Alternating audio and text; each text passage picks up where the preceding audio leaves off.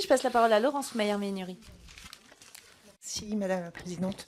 Monsieur le Président, j'avais une question sur les cartes de transport multimodales. On les voit se développer à l'échelle des communes, des départements et des régions. C'est le cas en Bretagne avec la carte Corrigo, qui donne accès au TER dans certaines communes et départements au car, au bus et au vélo. Pourtant, on observe quelques difficultés. La CNIL a épinglé la carte Corrigo justement sur la protection des données personnelles. Et je voulais vous poser la question suivante. Quelles sont, selon vous, les pistes pour lever les freins au déploiement de ces cartes multimodales qui rendent un vrai service aux citoyens et peut-être les freins aussi de coopération entre les autorités organisatrices de transport? Merci. Merci. Alors pour ce qui est de la multimodalité, nous avons soutenu le schéma régional de l'intermodalité qui permet effectivement de développer des offres nouvelles et de coordonner les offres entre elles. Une solution viendra aussi très probablement justement du fait d'avoir des autorités organisatrices de la mobilité sur l'intégralité du territoire. C'est une solution qui est techniquement pas facile à mettre en œuvre, comme l'a dit le président. On va travailler avec le ministère sur cette question-là, mais qui permettra d'apporter des réponses et des solutions avec des nouvelles mobilités et des innovations très importantes autour du covoiturage, autour de l'autopartage.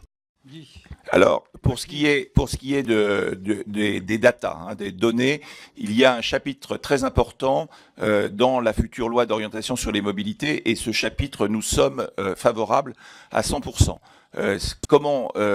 Quelles sont les préconisations? C'est la création, d'abord de dire que les données sont la propriété des autorités organisatrices et non pas des opérateurs. Et ça, c'est quelque chose de très important. Ensuite, de mettre en place, au niveau de chaque région, une structure qui permette, un GIP, qui permette de récupérer ces données et ensuite de les mettre à disposition de l'économie numérique pour développer des nouveaux services dans ce domaine-là. Il y aurait aussi la même chose au niveau national avec une interconnexion entre tous ces systèmes-là de façon à ce qu'on puisse avoir une véritable base de données au niveau national. Pour ce qui est du contrôle, eh bien, il y aurait l'ARAFER qui pourrait éventuellement, il faudrait créer un régulateur national pour l'accès aux données, et ça pourrait être éventuellement l'ARAFER qui récupère ce rôle-là.